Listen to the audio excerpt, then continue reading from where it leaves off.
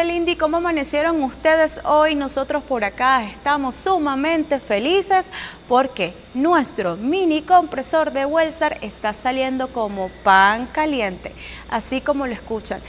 Y me han escrito muchísimo por el DM también preguntándome, bueno, Mari, ¿y cómo es eso que el caucho es pichado? ¿Cuánto tiempo es que tarda?